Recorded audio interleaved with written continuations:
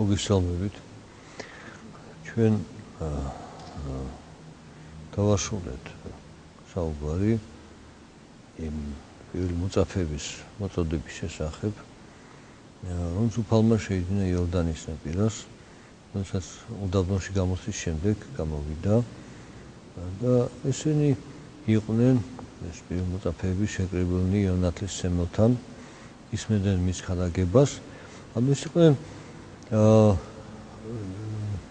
მორწმუნე ადამიანები, რომლებიც ეძებდნენ უფალს, რომელიც წმინდა წერილს კითხულობდნენ, იცნობოდნენ და იონე წინასამეტყველის ნათლისმცემლის ქადაგებით, წმინდა წერილის სიტყვით ღვთის ძიებაში იყვნენ, მესიის მოლოდინში იყვნენ და ეს არის თქვათ ერთი ვიტყვით კატეგორია ადამიანების, მაგრამ დღეს ჩვენ განვიხილავთ პირველ სასწაულს მაცხოვრისა, რომელიც აღასრულა მან კანაში, გალილეის კანაში და ქორწილზე. სიძე ხადია, რომ არსად არ იყო წასული. ეს არის ადამიანი, რომელსაც უნდა ოჯახის შექმნა, ყავს საცოლე და თქვათ ემზადება თავისი მკვდრო ოჯახური ცხოვრებისათვის. მაგრამ ღვთისაგან აკურთხეული მეუღლეობა და ქორწილი დადგენილება ღვთისა. როგორც ითქვა დასაბამიდან, ამისთვის დაუტოვეს ასმა მამაისთვის და დედაითვისი და შეეყოს ცოლსა თვისი და იყვნენ ორნი იგი ერთ ხორცს. ასე რომ ეს სიძე ამ ქორწილზე ასეულია აღასრულებს ისე ღვთის კურთხებას. მაგრამ ის ემზადება ყოფით ცხოვრებისათვის, როგორც სხვა ადამიანები და ამ ქორწილზე აღმოჩნდება მოწვეული მაცხოვარი. მოუწინო ღვთისმშობელი და მარიამი ნათესავი იყო ამ ოჯახის, სიძის ოჯახის და ესეულია როგორც ნათესავი იყო მიწეული და მასთან ერთად იყო მისული იესო თავის მოწაფეებთან ერთად. აი რას გვამცემს ჩვენ სახარება. და მესამე დღესა ქორწილი იყო კანას გალილეისა და მონიყო დედა იესოსი. მიხადეს იესოს და მოწაფეთა მისთა ქორწილსა მას. ესე იგი დედა იყო მიწეული და იესო თავის მოწაფეებთან უკვე შეძენილ პირველ მოწაფეებთან ერთად იყო მისული ამ ქორწილში. როგორც ჩანს ეს მოწაფეებიც არიან უცხო ადამიანები, ისინი ცნობდნენ სიძეს, ატარძალს, იმ ოჯახს და მათი გამოჩენა მისვლა ქორწილში არავითარ თქვათ გაკვირვებას არ იწევს. მაგრამ ხდება უცნაური რამ. უკვე 3 დღე ეს ქორწილი მიმდინარეობს და რაღაც ვერ გათვალეს, როგორც ჩანს და ვით არ მოაკვდა ღვინოი, რქვა იესოს დედამ მისმა, ღვინო არა აქვს.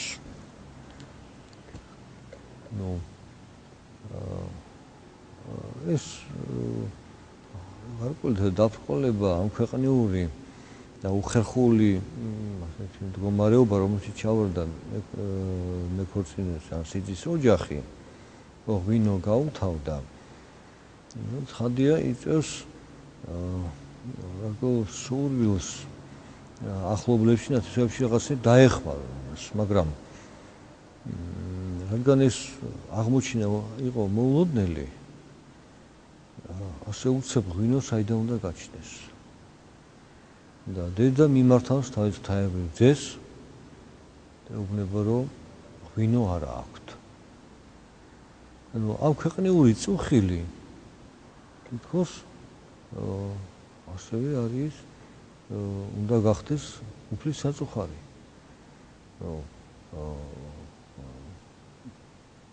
ის რაც ჩვენ ძალებს აღემატება ამ ქვეყნის ცხოვრებაში.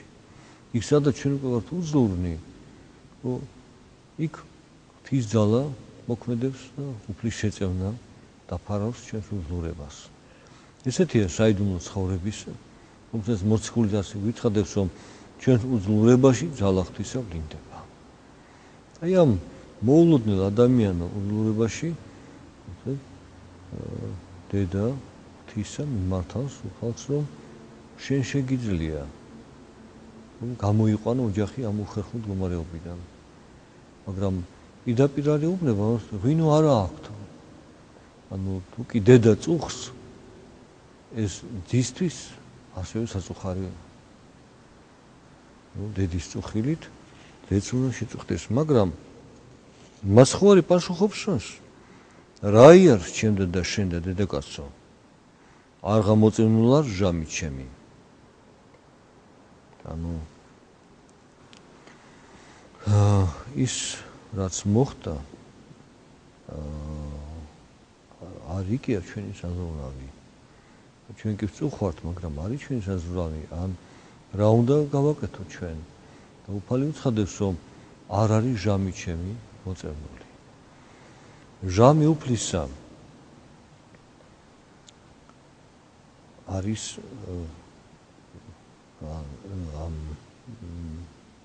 რამდენიმე. ჟამი უფლის ამ ქვეყანაზე განცხადებული მოღვაწეობის. ჟამი უფლის გამდიდების ჯვარზე და ჟამი უფლის მეორედ მოშლის. სამივე ეწოდება ჟამი უფლისა. უფლის განსაკუთრებული განგების და მისი ამ ქვეყნის ზრუნვის განცხადების. და უფალი ამს, რომ არ არის ჟამი ჩემი მოსული ჯერ. ანუ ამით ანიშნებს, რომ მისი განცხადებული მოღვაწეობის ჟამი არ დამდგარა ჯერ. მაშინ სადამე ეს უნდა ახშულდეს ფარულად. და ამიტომაც მოლოდინო ღვთისმშობელი მარიამი მსახურებს ეუბნება იმ სახლში, ვინც იყვნენ, რომ რასაც გეტყვით, ის გააკეთეთ. არავის არ ეუბნება, იქნება ღვინო თუ არ იქნება, თვითონაც როგორც ადამიანი, ალბათ ვერ წდება საიდუმლოს, როგორც შეიძლება, მაგრამ ხდება, რომ ეს უნდა მოხდეს საიდუმლოდ, განცხადების გარეშე და ამიტომ მსახურებს ეუბნება, რასაც გეტყვით, ის გააკეთეთ. და რქვა დედამან მის მსახურთა მათ ვითარმეთ რა იცაქ რქვას თქვენ ყავთ. იყვნეს მუს სარწყულნი ქვისანი 6 მდგომარენი. მსგავსად განწმინდის იმით ურიათა ისა, რომელთა შთაარსხიან საწყაული 2-2, გინდა 3-3. ხო. აი ქვის 6 სარწყული იყო. ანუ იყო რატო ეს სარწყულები, რომ დღის განმავლობაში ცხადია, რომ წყალი სჭირდება ოჯახს ადამიანს, მაგრამ ამ წყლის და ამ სარწყულების დანიშნულება კიდევ განსხვავებული იყო. ოჯახში მუდამ უნდა ყოფილიყო წყალი, რომ საჭიროების შემთხვევაში ოჯახის რომელიმე წევრს აღესრულებინა განწმენდის წესი. და აღმოჩნდა, რომ ეს სარწყულები იყო ცარიელი. ჩვენ გავდივართ აი ამ ხილულის და ნივთიერის და უხილავის და სულიერის მიჯნაზე. რეალურად იყო სარტყლები და იყო ეს სარტყლები 6 და იყო ცარიელი და მაგრამ ეს 6 სარტყლი გვახსენებს ჩვენ ძველი აღთმის ეკლესიის ჯულის წესს და იყო ცარიელი. ანუ განწმენდა რომელიც სრულდებოდა ძველი აღთმის ეკლესიაში თავის შედეგს ვერ აღწევდა, რადგან ადამიანი ცოდისგან არ იყო გამოხსნილი. ამ ხრივ ამ თვალსაზრისით ის ჯული იყო უძლური. ჯულმა როგორც მოწყვია ცოდვა გამოაჩინა. განსაზღვრა რა არის სიმართლე და რა არის სიცრუე და რა არის სიკეთე და რა არის ბოროტება და რა არის ცოდვა. მაგრამ ჯულმა ცოდვას ვერ სძლია, ვერ განკურნა, ვერ გამოიხსნა. ამ ხრივ ეს სარწყულები დანიშნული განწმენდისათვის ცარიელია. ქვისა ეს სარწყულები და ქვა და კოდე ხშირად არის სიმბოლო და ნიშანი უფლის, სიტყვის, ჯულის და თავად უფლის. ამ შემთხვევაში ეს გარეგნული ჯული შინაგანად აღმოჩნდა ცარიელი.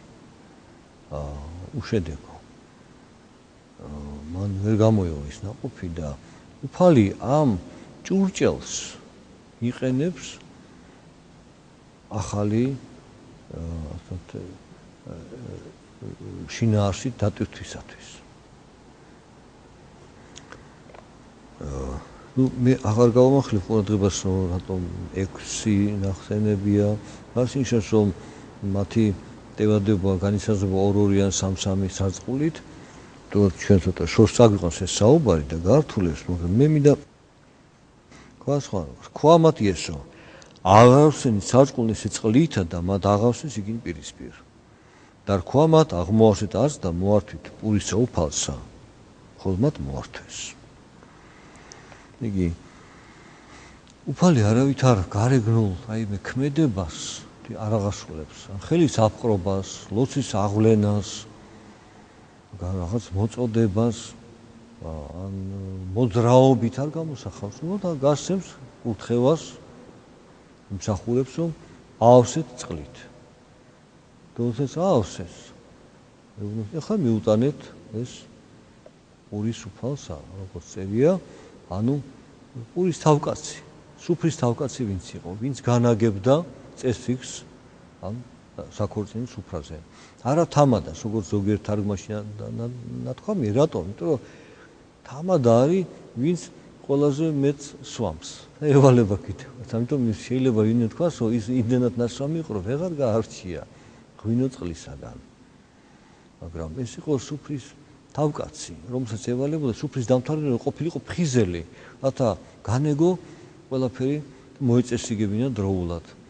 რომ კერძი მოსატანი იყო თუ ჭუჭელი გამოსაცვლელი იყო თუ სხვა რამ კიდე შესასრულებელი.